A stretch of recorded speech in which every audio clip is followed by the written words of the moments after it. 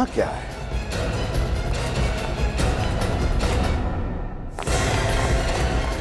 रुक जाओ। अब धीरे धीरे घूम जाओ।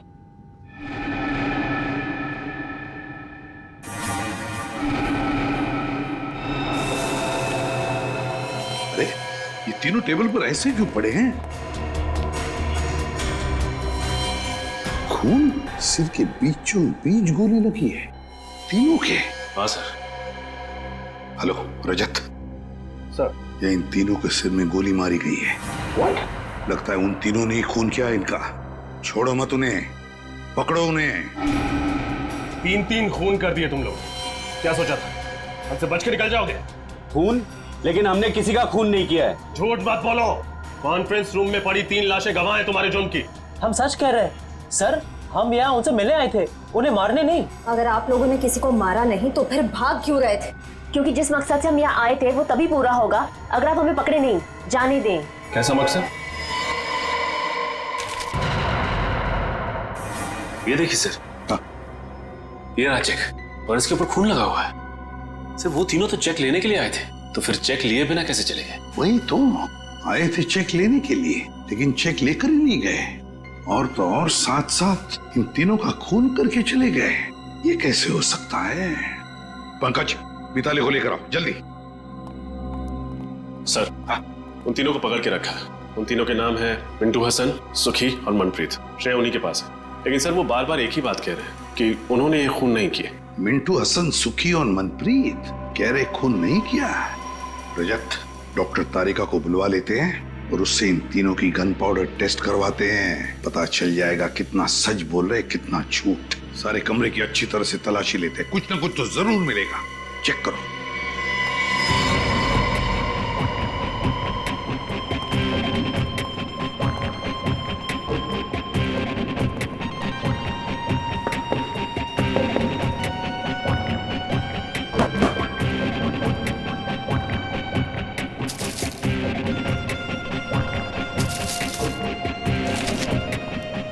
सर, मिताली। ये सब कैसे हो गया? किसने किया ये सब? मिताली बताओ, यहाँ इस कॉन्फ्रेंस रूम में आने के लिए क्या तुम्हारे पूरे स्टाफ को परमिशन लेनी पड़ती है? हाँ सर, जब भी कॉन्फ्रेंस रूम में मीटिंग होती है कोई भी बिना इजाजत के इस कमरे में तो क्या इस फ्लोर पर भी नहीं आ सकता। और आज तो यहाँ बहुत जरूरी मीटिंग थी, इसीलिए कृतिका मैडम, रणबीर सर और ईशान सर ने कहा था कि किसी को भी यहाँ आने की अनुमति न दी जाए जब तक मीटिंग खत्म न हो जाए। तो फिर वो तीनों कैसे घुसे इस कॉन्फ्रेंस रूम में? क्या तुम भी शामिल हो उनके साथ? बताओ। नहीं सर, आप ऐसा कैसे कह सकते हैं? मैं भला अपने बॉसेस को क्यों मारूंगी? उन्हें तो कृतिका मैम ने परमिशन दी थी अंदर आने के लिए। सर पूरा कमरा छान मारा है, कहीं कुछ नहीं मिला। कुछ भी नहीं मिला?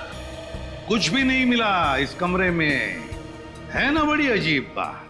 यहाँ इस कॉन्फ्रेंस रूम में आने के लिए और यहाँ से बाहर जाने के लिए सिर्फ एक ही दरवाजा है। यही दरवाजा है ना? हाँ सर। फिर ये सब हुआ कैसे? कैसे हुआ ये सब? जब हम लोग यहाँ आ रहे थे तब ये तीनों भी, मिंटू हसन, सुखी और मनप्रीत, भागे जा रहे थे यहाँ से। क्यों? और वो भी बिना चेक लिए। सारा चक्कर क्या है? कुछ ना कुछ तो गड़बड़ जरूर है। सर, हाँ, ये भी तो हो सकता है कि इन तीनों ने एक दूसरे को मार दिया हो। नहीं पंकज, मुझे नहीं लगता ऐसा हुआ है। अगर ये तीनों एक दूसरे को मारते तो कोई ना कोई गन तो हमें मिलती। कोई ना कोई गन। नहीं नहीं नहीं नहीं नहीं, इस सारी गुत्थी का जवाब इन तीनों के पास है। मिंटू हसन, सुखी, मनप्रीत।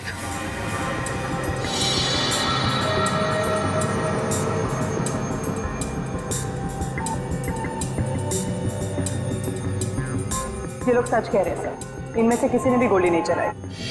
किसी के हाथ पर गन पाउडर का निशान नहीं। नहीं सर।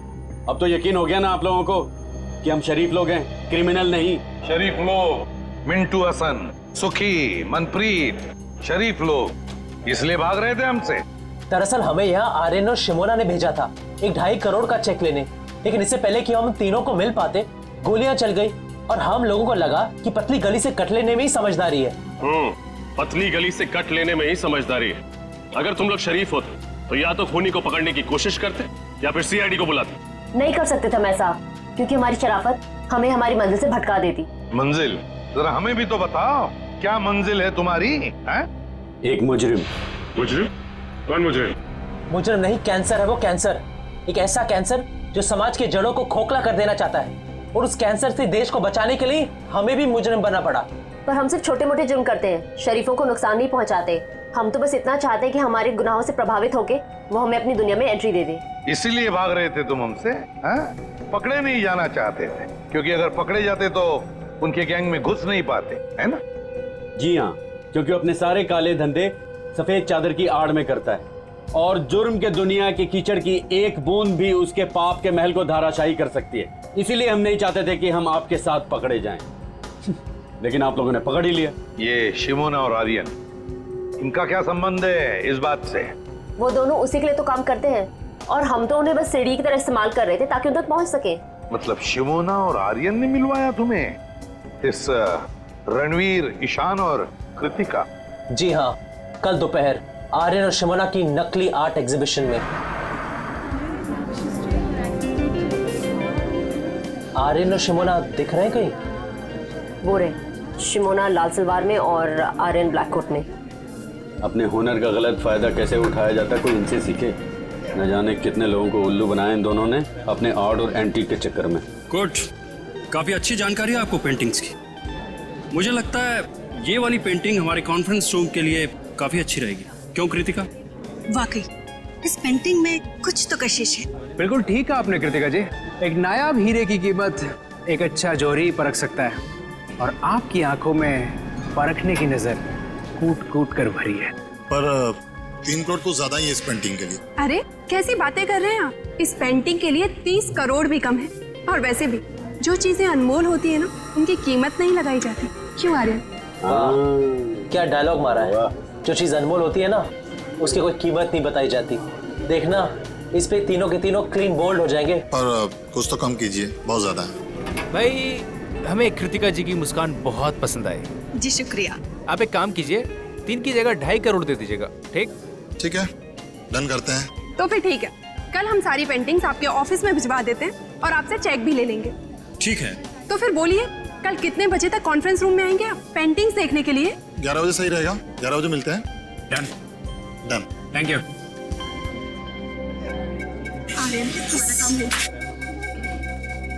वैसे बहुत अच्छा फ्लर्ट कर रहे थे आप कृतिका जी के साथ। क्यों, तुमको बहुत जलन हो रही है क्या? कहो तो थोड़ा सा फ्लर्ट तुम्हारे साथ भी कर लो। भाई थोड़ी फ्लर्टिंग मेरे साथ भी कर लो मिस्टर आर्यन। आर्यन? नहीं, आर्यन नहीं, मेरा नाम केतन है। और मेरा नाम नटवरलाल। और ये सिमोना नहीं, मोना डार्लिंग। हाँ? लेकिन आप लोगों को ये कैसे पता चला? और हमें ये भी पता है कि कैसे तुम 200-500 रुपए की घटिया पेंटिंग्स को लाखों करोड़ों में बेचकर मासूम लोगों को चूना लगाते हो। Good job. कृतिका जी का दिल टूट जाएगा जब उन्हें पता चलेगा कि ये पेंटिंग नकली है, और वो जब उनकी मुस्कान की तारीफ कर रहे थे वो भी नकली है। समझे? कितना पैसा चाहिए तुम लोगों को? बड़े समझदार हो, जल्दी मुद्दे पे आ गया। हाँ, एक ठग को दूसरे ठग को समझने में ज्यादा वक्त नहीं लगता। हमें तुम्हारा पैसा नहीं चाहिए, हमें उस आदमी का पता चाहिए जिसके लिए तुम काम कर रहे हो। लेकिन क्यों? आप लोग हमारे बॉस तक क्यों जाना चाहते हैं? ये सोचना तुम्हारा काम नहीं है। अगर तुम चाहते हो कि तुम्हारी 420 की गाड़ी सही सलामत चलती रहे, तो जैसे कह रहे हैं वैसा ही करो।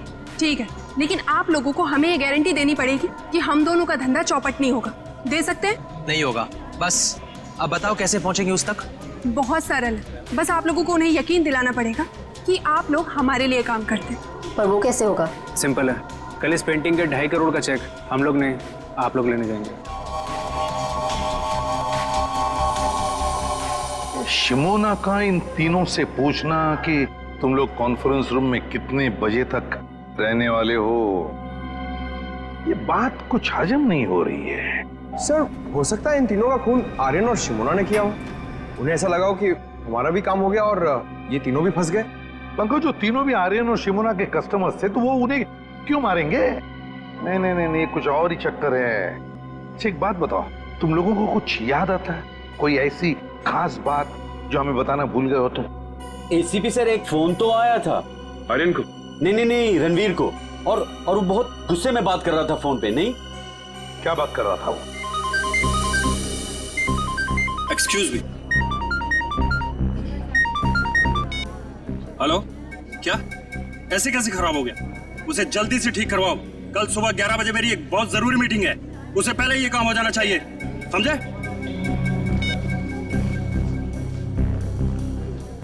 मिस्टर रणवीर, मेरी अभी अपने कारपेंटर से बात हो गई है। आज रात को ही जाकर वो ये आपके कॉन्फ्रेंस हॉल में खूबसूरत पेंटिंग लगा देगा। ओह नाइस, ये तो बहुत अच्छी बात है।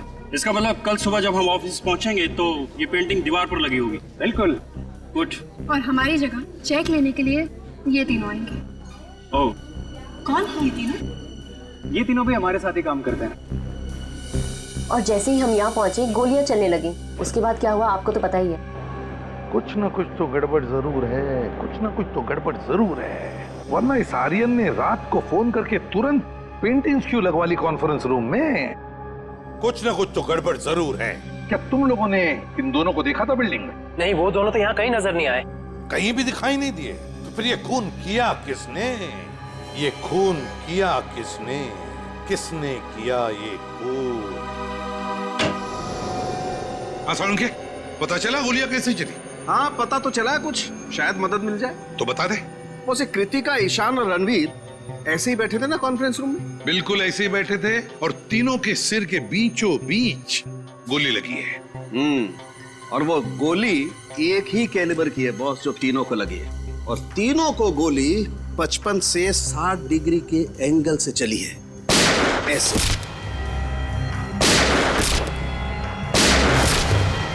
यो मतलब गोलियां ऊपर से नीचे चली है। सर फिर तो खूनी को भी ऐसे ही किसी ऊंची चीज पर चढ़ना पड़ा होगा। तो क्या सर खूनी ने इन सब पर कॉन्फ्रेंस रूम की टेबल पे चढ़ के गोलियां चलाई होंगी? नहीं निखिल, कॉन्फ्रेंस रूम की टेबल पर चढ़कर कैसे गोलियां चलाएगा?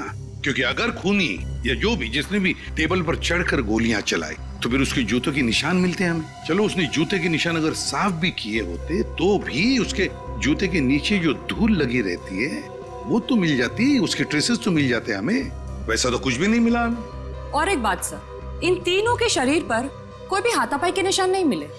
ओह, कोई भी हाथापाई के निशान नहीं, तो हो सकता है खूनी इन तीनों को जानता हो और शायद इसी बात का फायदा उठाया उसने और चला दी गोली। सड़के उस चेक के ऊपर जो खून मिला था वो किसका था? बस वो खून रणवीर का है। रणवीर का है? लेकिन सर इन तीनों को मारकर किसी को क्या फायदा हो सकता है? इन तीनों को मारकर किसी का क्या फायदा हो सकता है ये तो हम पता लगा ही लेंगे श्रेया, लेकिन पहले उस कॉन्फ्रेंस रूम में फिर से जाना होगा, फिर से देखना होगा कि गोली चली कैसे। ऊपर से कुछ ना कुछ तो है उस कॉन्फ्रेंस रूम में जो हमारी नजरों से छूटा है। इस कॉन्फ्रेंस रूम में जाकर फिर से अच्छी तरह से देखते हैं, अच्छी तरह से। तो तुम हो विशाल, इस कंपनी के चौथे और सबसे बड़े हिस्सेदार। जी सर। इन तीनों की मौत के बाद तो तुम कंपनी के मालिक बन गए हैं? जी, सही कहा आपने। मुबारक। मिठाइयाँ लाए हो? मिठाई? सर, मेरे पार्टनरों के साथ इतना बड़ा दुखद हादसा हुआ है और आप मिठाई खाना चाहते हैं? अब करोड़ों रुपए जो मिल गए तुम्हें और फिर कंपनी पूरी की पूरी तुम्हारी हो गई, नहीं? सर, ये क्या कह रहे हैं आप? सर, पैसा तो हाथ का मैल है, पर इंसान की जिंदगी पैसे से कहीं ज्यादा अनमोल है। इसी हाथ के मैल ने अच्छे अच्छे लोगों की नीयत को गंदा किया है मिस्टर विशाल। आज सुबह 11 बजे जब इन तीनों को गोली लगी, आप कहाँ थे? जी, मेरे दांत में बहुत दर्द हो रहा था तो मैं डेंटिस्ट के पास गया। आप चाहें तो डेंटिस्ट से कंफर्म कर सकते हैं। नहीं, उसकी कोई जरूरत नहीं है। वैसे ये आपके दांत का दर्द ठीक है? अभी ठीक है। दांत का दर्द बहुत खराब होता है सर। मेरा डॉक्टर कहता है कि दिन में 2 बार ब्रश करना चाहिए, एक बार सोने के बाद और एक बार उठने से पहले। मेरे दांत देखो। डॉक्टर पंकज, आपका लेक्चर खत्म हुआ और आप वैसे आप? सर मैं अभय, कृतिका के हस्बैंड। ओह, क्या लगता है आपको? आपको किसी पर शक है? कौन कर सकता है ये? नहीं सर, मुझे किसी पर शक नहीं है, पर सर जिस किसी ने भी किया है ना उसे आप छोड़िएगा मत प्लीज सर। पता नहीं हो कृतिका के बिना मेरी जिंदगी कैसे कटेगी। मिस्टर अभय, हौसला रखिए, वक्त के साथ सब कुछ ठीक हो जाएगा। मुझे तो लगता है कि रणबीर सर की जान पहले से ही खतरे में थी। अच्छा, आपको ऐसा क्यों लगता है? सर, रणबीर सर ने शशांक और केदार के खिलाफ पुलिस में कंप्लेन की थी। वो दोनों कंपनी हथियाना चाहते थे और रणबीर सर कुछ दिनों से काफी अजीब सा बिहेव करते थे। ना हंसते थे, ना बोलते थे, हमेशा अकेले रहते थे। जहाँ भी जाते थे ड्राइवर को भी साथ लेकर नहीं जाते थे। जहाँ भी जाते थे अकेले जाते थे, अपने ड्राइवर को भी साथ में नहीं लेके जाता था। सर, सालुंके सर कह रहे थे ना कि गोली 55 से 60 डिग्री के एंगल में चली। गोली कहीं ऊंचाई से चलाई गई। लेकिन सर, इस सारी जगह को देख के तो नहीं लगता कि गोली ऊंचाई से चली। सर, मेरी समझ में एक बात नहीं आ रही है। अगर कोई किसी को गोली मारेगा तो खड़े खड़े सामने ऐसे मारेगा, टेबल पे चढ़ के गोली क्यों मारेगा सर? सर, कहीं ऐसा तो नहीं कि गोलियां किसी चीज के अंदर से चली थी? हो सकता है, बिल्कुल हो सकता है श्रेया, बिल्कुल हो सकता है। इस कॉन्फ्रेंस रूम का कोना कोना छान मारो, एक एक इंच देखो, कोई भी चीज हमारी नजरों से छूटनी नहीं चाहिए, कोई भी चीज।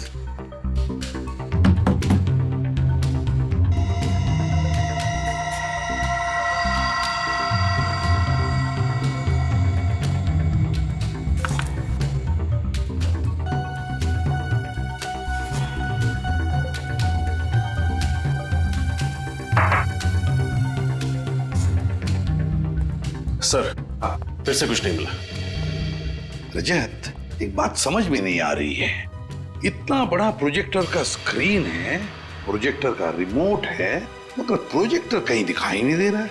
क्योंकि सर प्रोजेक्टर सीलिंग के अंदर लगा हुआ है। प्रोजेक्टर सीलिंग के अंदर लगा हुआ है? अच्छा, तो क्या हम उसे नीचे उतार सकते हैं? जी सर। कैसे? सर, वो जो रिमोट में ऊपर वाला बटन है उसको दबाएंगे आप तो ये प्रोजेक्टर नीचे आ जाएगा।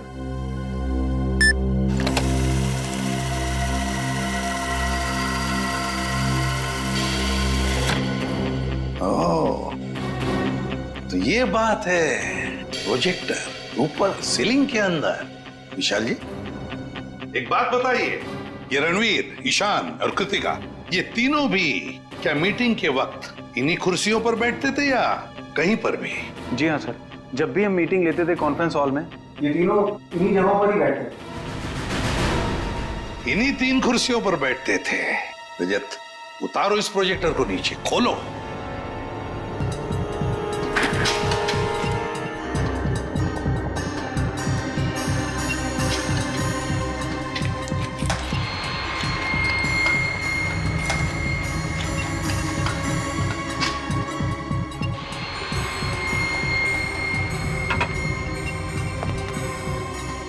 खोलो इसे पंकज।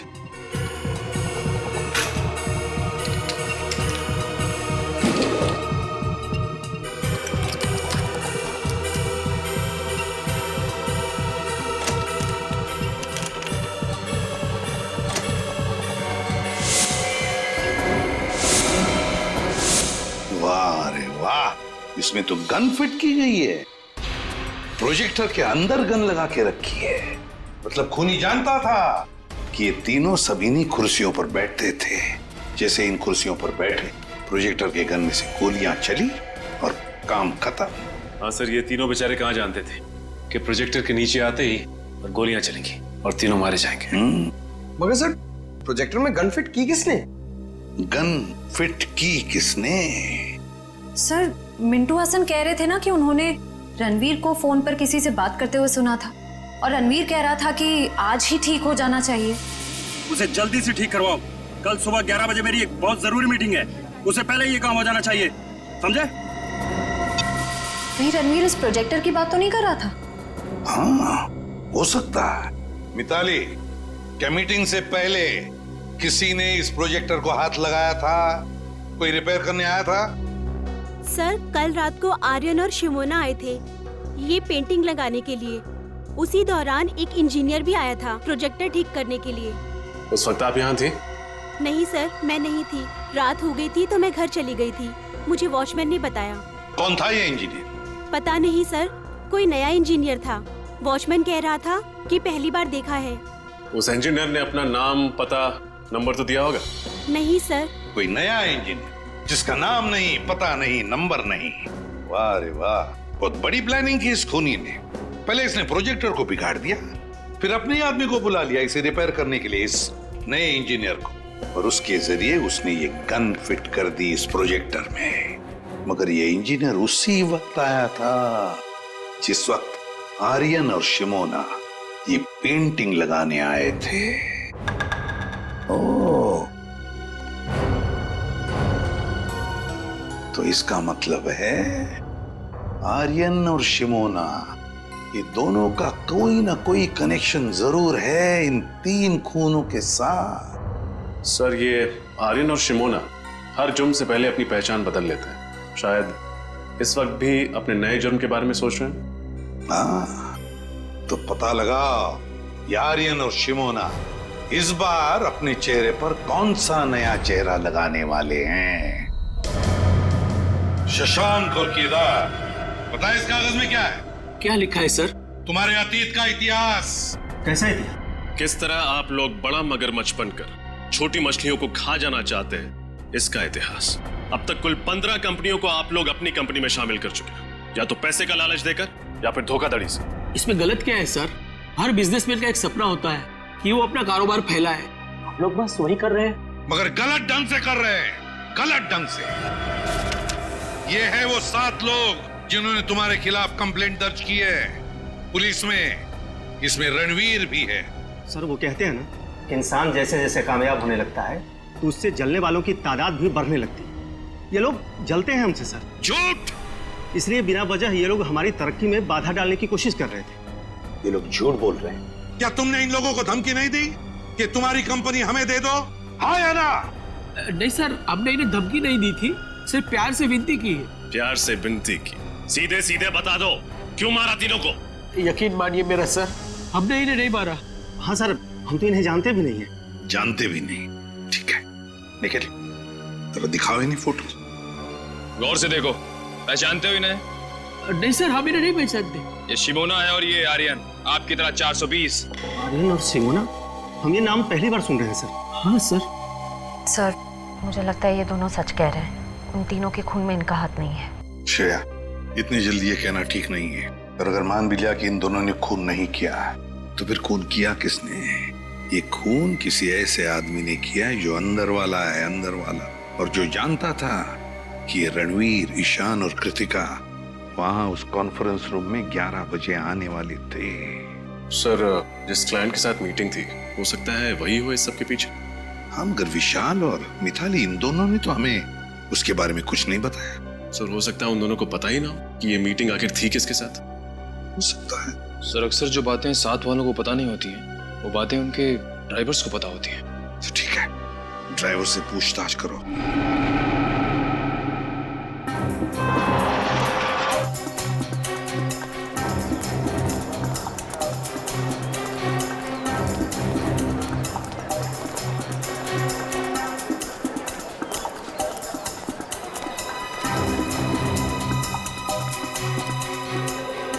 एक्सक्यूज मी, मैं सीआईडी से इंस्पेक्टर सचिन। आप जरा ये दोनों फोटो देखिए। क्या ये लड़का और लड़की आपके यहाँ पासपोर्ट बनवाने आए थे क्या? नहीं सर, ये दोनों तो कभी नहीं आए। पूरे यकीन से कह सकते हैं कि कभी नहीं आए? हाँ सर, मैं पूरे यकीन से कह सकता हूँ कि ये नहीं आए। Thank you. वेलकम। ये आर्यन और शिमोना है। क्या ये दोनों आपके बैंक में नया अकाउंट खुलवाने आए थे? आर्यन और शिमोना? एक मिनट सर।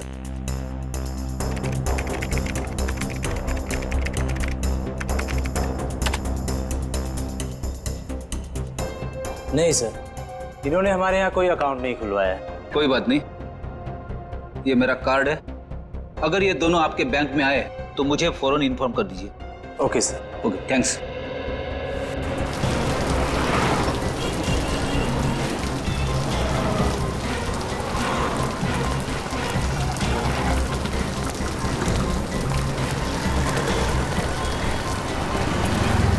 सर, कहीं हमारी तहकीकात की राह गलत तो नहीं है? शायद इस बार आर्यन और शिमोना ने कोई नया अकाउंट खुलवाया ना हो। नहीं फ्रेडी, ऐसा नहीं हो सकता। आर्यन और शिमोना का जुर्म गणित की गिनती की तरह है। जिस तरह से 3 से पहले 2 का आना तय है, उसी तरह शिमोना और आर्यन का बैंक अकाउंट खुलवाना तय है। एक काम करते हैं, आगे के बैंक चेक करते हैं। चलो। मैनेजर साहब। जी कहिए। हम लोग सीआईडी से। सीआईडी? जी हाँ, सीआईडी। जरा इन फोटो को गौर से देखिए। ये आर्यन और शिमोना, क्या ये आपके बैंक में अकाउंट खुलवाने आए थे? ये दोनों? हाँ, ये दोनों हमारे अकाउंट खुलवाने आए थे, लेकिन आपको कोई गलतफहमी हो रही है। इनका नाम आर्यन और शिमोना नहीं, रवि और सपना है। क्या? रवि और सपना? जी हाँ। ये दोनों 420 इतने धड़ल्ले से अपने नाम बदल रहे जैसे हर शुक्रवार को सिनेमा हॉल में फिल्म बदलती रहती है। अच्छा, ये उनकी डिटेल्स देख सकते हैं? जी एक मिनट। हाँ वीरेन, उस फाइल में से रवि और सपना की डिटेल्स लेकर आना। हाँ।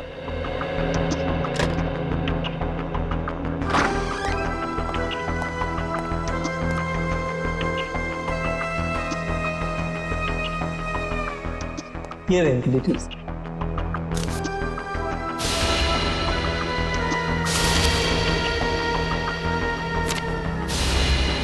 सारे जरूरी कागजात और डॉक्यूमेंट्स वगैरह दिख रहे हैं। हाँ, अकाउंट खुलवाने के लिए जो भी कागजात जरूरी होते हैं वो इन्होंने दिए थे और हमने इन्हें चेक भी किया था, बिल्कुल सही थे। और तो और हमारी एक टीम इनके घर भी जाने वाली है एड्रेस वेरिफिकेशन के लिए। Address verification? एड्रेस तो यही बताया था ना उन लोगों ने। Yes sir.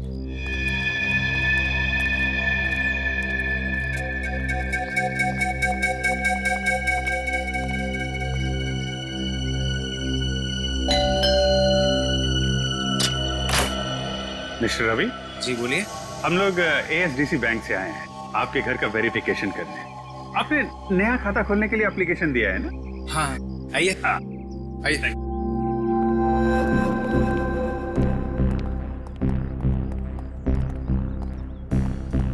बहुत बढ़िया घर बनाया आपने सर। अच्छा, सपना मैम है ना, उनके भी सिग्नेचर्स लगेंगे। अच्छा हाँ, सपना सपना। क्या हुआ रवि? बड़े अच्छे कलाकार हैं आप लोग। आर्यन को रवि और शिमोना को सपना बुलाते हैं। मतलब आप लोगों का खेल खत्म हो चुका है मिस्टर आर्यन और मिस शिमोना। कौन हो तुम लोग और हमारा असली नाम कैसे जानते हो? अरे भैया सुनो, जिस स्कूल में तुम पढ़ते हो ना, उसके हम लोग हेडमास्टर्स रह चुके हैं और तुम्हारे ऐसे 420 हमारे जेब में लेके घूमते हैं हम लोग। देखो देखो, मुझसे पंगा मत लो, बहुत खतरनाक आदमी हूं मैं। सीआईडी से खतरनाक तो नहीं हो सकते ना? सीआईडी? अरे कहाँ जा रहे?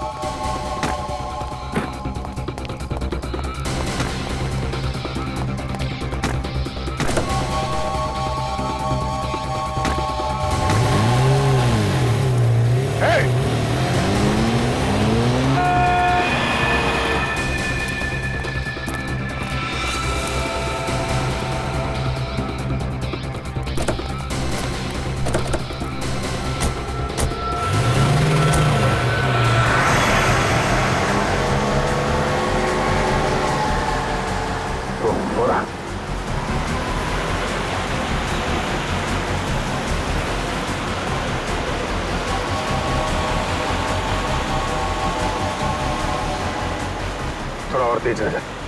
सर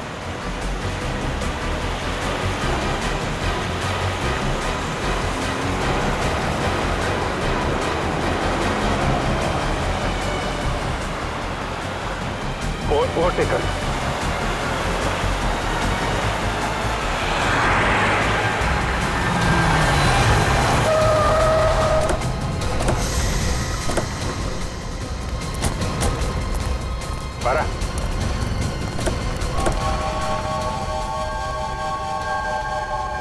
कहाँ भाग रहा है? क्यों किया ये सब?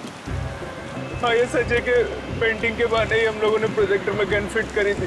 2.5 करोड़ रुपए तो तुम लोगों को वैसे ही मिलने वाले थे, फिर 3 खून करने की क्या जरूरत थी?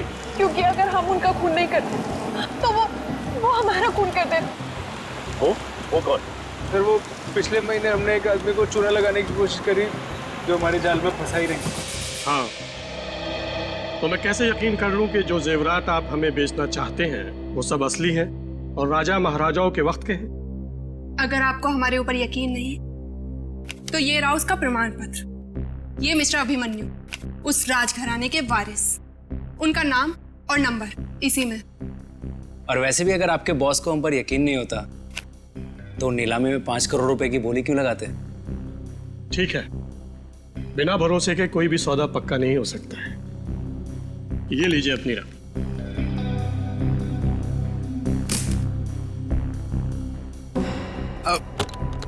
Thank you. शुक्रिया। Thank you. हेलो, क्या? अरे पकड़ो इन्हें! अरे सब नकली है! अरे जेवरात नकली है, पकड़ो! ओह, तो उन लोगों ने सोचा कि तुम्हें पुलिस के हवाले करने की बजाय क्यों ना तुमसे एक जुर्म और कराया जाए। सर, हम तो खून करने के बारे में सोच भी नहीं सकते। हम लोगों से पैसे ले, उनकी चाहने नहीं लेते। खून करने से इतना ही परहेज था तो क्यों साथ दिया उन लोगों का? सीआईडी के पास आना चाहिए था तुम लोगों को। कहाँ पकड़े गए थे तुम दोनों? सर वो होटल रिज में। Hotel ridge? आइए सर, आप डिलक्स रूम एसी लेंगे या नॉन एसी सर? सीआईडी, क्या बात है सर? सब ठीक तो है ना? ठीक तो कुछ भी नहीं है। इन तीनों को जानते हो? नहीं तो सर। नहीं पहचानते? मैं नहीं पहचानता सर। बुला अपने मैनेजर को। अरे वो रहे। मैनेजर साहब जल्दी आइए, सीआईडी वाले आए हैं। क्या हुआ सर? इन फोटोज को जरा ध्यान से देखिए। ये रणवीर, ये आर्यन और ये शिमोन। जरा डिटेल चेक करके बताइए, क्या ये आपके होटल में आए थे? ठीक है सर। नहीं सर, ये नाम के लोग तो हमारे होटल में कभी नहीं आए। शायद नाम बदल कर रह रहे हो। सर नाम बदल के आए होंगे तो पता नहीं, लेकिन पहले इन्हें इस होटल में आते हुए कभी नहीं देखा सर, जहाँ तक मेरा ख्याल है। जहाँ तक आपका ख्याल है? हेलो, हाँ जरा अंदर आना था।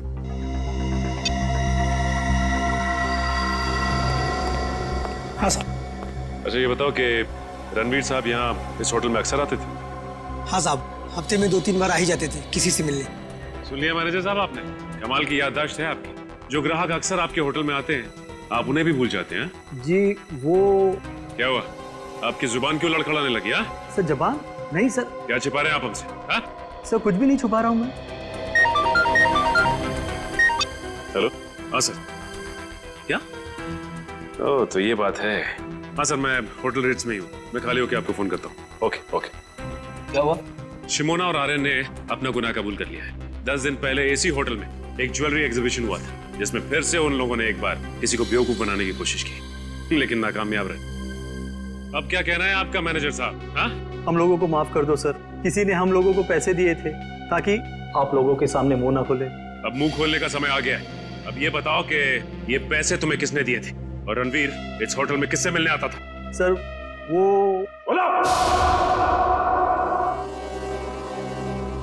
निखिल, इस वॉचमैन को ठीक तरह से समझा दिया है ना? हाँ सर समझा दिया, लेकिन थोड़ा डरा हुआ है। सर ये जो कोई भी है जो आर्यन और शिमोना को फंसा रहा है, बहुत चालाक है। वो खुद तो कभी सामने नहीं आया, उसने अपना सारा काम अपने स्टाफ के जरिए करवाया। हाँ श्रेया, पर अब इस चेहरे का मुखौटा ज्यादा देर तक नहीं रहेगा। बहुत जल्द हम इसके जुर्म के खेल का पर्दाफाश कर देंगे। सर नाम लिया और मुजरिम हाजिर।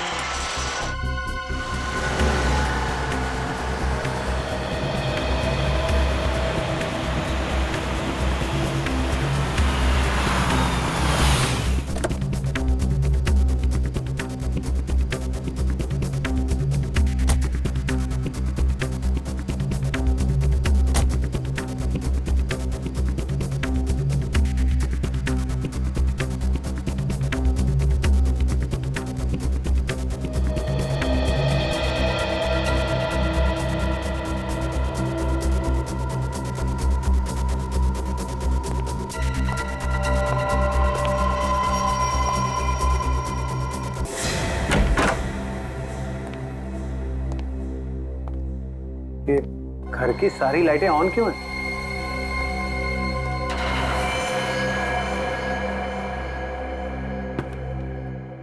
कौन है? कौन है वहां पर? नीचे आओ। अरे क्या हाल है विशाल भाई, कैसे हो?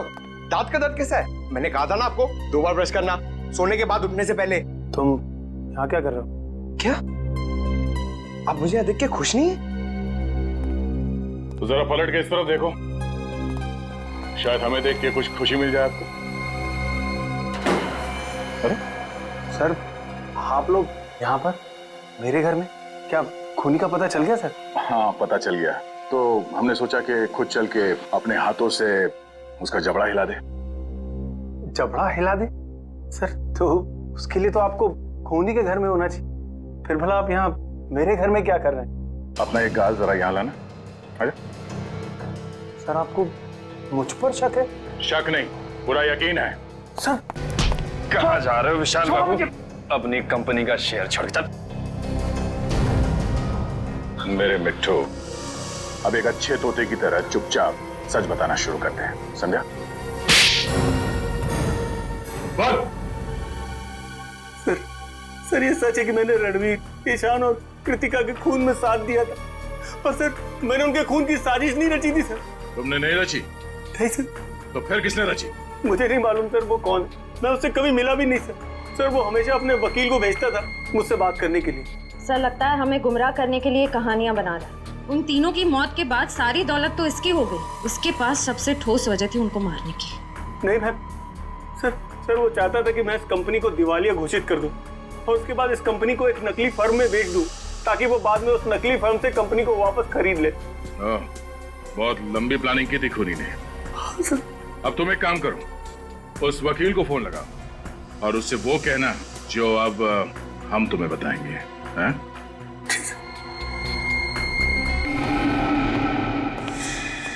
विशाल, आखिर कौन सी ऐसी जरूरी बात थी जो तुम इस अनजान जगह पे कर रहे हो? अगर तुम चाहते तो ये बात ऑफिस में भी हो सकती थी। सुरेश जी बात बहुत जरूरी थी, इसलिए मुझे आपको यहाँ बुलाना पड़ा। कौन सी जरूरी बात थी? सुरेश जी, रणवीर ने ये कंपनी हमें बेचने से पहले किसी और को बेच दी है। अब इस कंपनी को बेचने का हक हमारे पास नहीं है। एक मिनट, क्या कहा आपने? इस कंपनी को बेचने का हक आपके पास नहीं? हाँ मैं सच कह रहा हूँ, रणवीर ने बाकी सारे पार्टनरों के साथ गद्दारी की और इस बात की भनक तक नहीं लगने दी किसी को। अच्छा ये बताओ, इस कंपनी के नए मालिक का नाम क्या है? हम हैं। वकील साहब को हमारा प्यार भरा नमस्कार। अपना प्यार भरा नमस्कार रखो अपनी जेब में, और अगर अपनी भलाई चाहते हो तो चुपचाप ये कंपनी उसको दे दो जिसका इस कंपनी पे पूरा पूरा हक। सुखी जी, हम तो इतने प्यार से बात कर रहे हैं इनसे और ये हमें धमकी दे रहे हैं। वो क्या ना मनप्रीत, ये लातों के भूत है, बातों से नहीं मानेंगे। ठीक कहा, बिल्कुल ठीक। इसीलिए आज मैं तुम दोनों को ऊपर भेजने का इंतजाम करके रहा हूं। किसी को पता भी नहीं चलेगा कि ये कंपनी कभी किसी और के नाम पे हुई थी। सर मैं अब है कृतिका का हस्बैंड। ऐसे कैसे भूल दोगे? क्या समझ रखा है हमें? घर नीचे रखो, पहले सीआईडी को तो आने दो। सीआईडी आए? पहले मैं तुम्हें मार देता हूं। चुप! कहानी तो अब तुम्हारी खत्म होगी, फांसी के फंदे पर। चल! कहां भाग रहे हो अभय बाबू? अभी तो तुम्हें अपने जुर्म कबूल करना बाकी है।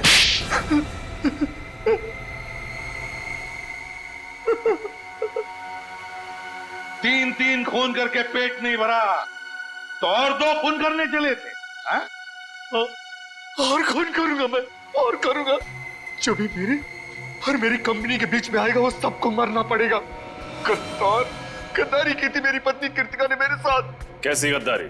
मैंने कृतिका, ईशान और रणवीर को पार्टनर बनाया था अपनी कंपनी में, ताकि वो तीनों मेरी मदद कर सके बिजनेस में, और उन तीनों ने मिलकर मेरा ही पत्ता काट दिया मेरी कंपनी से। और ये विशाल जिसे मैंने लाया था, इसका हिस्सा मुझसे भी ज्यादा है मेरी कंपनी में। और इसलिए तुमने विशाल को अपने साथ मिला लिया और प्लान बनाया रणवीर, ईशान और कृतिका को मारने का, है ना? क्यों विशाल? फिर तुमने आर्यन और शिमोना की मदद ली और कॉन्फ्रेंस रूम के प्रोजेक्टर में वो मैकेनिज्म फिट कर दिया, और ये बेचारे तीनों के तीनों मारे गए। तुम्हें पता था कि तीनों मरने के बाद इनका सारा हिस्सा विशाल को मिलेगा और विशाल कंपनी का मालिक बनेगा, और फिर किसी भी तरह से तुम विशाल से कंपनी हथिया लोगे। क्यों? है ना? हाँ, और क्या करता मैं? अपनी खोई हुई कंपनी पाने के लिए यही एक रास्ता था मेरे पास। पर अफसोस अभय जी, तुम्हारा ये रास्ता फांसी के फंदे पर जाके खत्म होता है, फांसी के फंदे पर। और विशाल, तुम तुम भी नहीं बच सकते, क्योंकि मुजरिम का साथ देने वाला भी उतना ही बड़ा मुजरिम होता है। ले जाओ इनको। चलो सर मुझे माफ कर दीजिए सर, सर मुझे माफ कर दीजिए सर, चलो सर मेरे कुछ नहीं है सर, मुझे माफ कर दीजिए। केस तो सॉल्व हो गया। हाँ रजत, ये केस तो सॉल्व हो गया, मगर वो तीनों कहाँ हैं? मिंटू, हसन, सुखी, मनप्रीत, उन तीनों ने भी बहुत मदद की हमारे इस केस में। पता नहीं कहाँ है सर, उनकी कोई खबर ही नहीं। अच्छे बच्चे हैं, बता रहे थे मंजिल के बहुत करीब पहुंचने वाले हैं। 26 तारीख बजाते रहो। अच्छे बच्चे तो 26 तारीख को बजाते रहो। मिंटू, हसन, सुखी और मनप्रीत बजाते रहो।